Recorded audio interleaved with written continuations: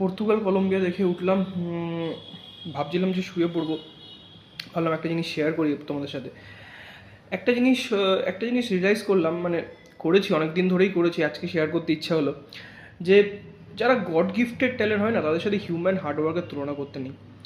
এই যে মেসি ফ্যানদের সাথে যে রোনাল্ডো ফ্যানদের কন্টিনিউয়াস ঝগড়া, এই কম্পিটিশনটা কোনো মানেই হয় না। তার কারণ হচ্ছে মেসি ফুটবল পিচে যেগুলো করে সেগুলো একটা হিউম্যানের পক্ষে করা পসিবল না।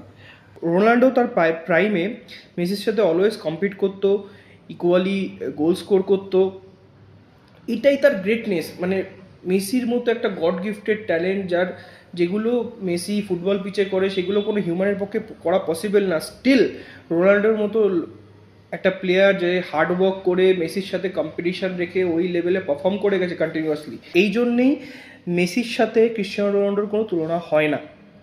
Ronaldo is great, but Messi is different, Messi is inhuman. Messi মানে আজকেও দেখলাম ফ্রি ক্রিকেট একটা গোল করে দিল, টোটাল 6টা গোল করে ফেলেছে।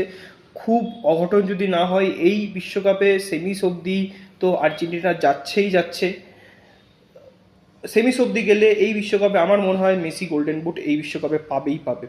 মেসির এজ 39, স্টিল এই এই এজে এসেও যেভাবে পারফর্ম করছে, ডেড টপ লেভেলে পারফর্ম করছে, ইট ইজ বিয়ন্ড কম্প্যারিজন। আমি দেখেছিলাম সচিন টেন্ডুলকারকে at the age of more than 40, যখন টেস্ট থেকে রিটায়ার করলো 2012-এ ওয়েস্ট ইন্ডিজে গেছে। জানি ওয়েস্ট ইন্ডিজ টিমটা অতটা শক্ত টিম ছিল না, 75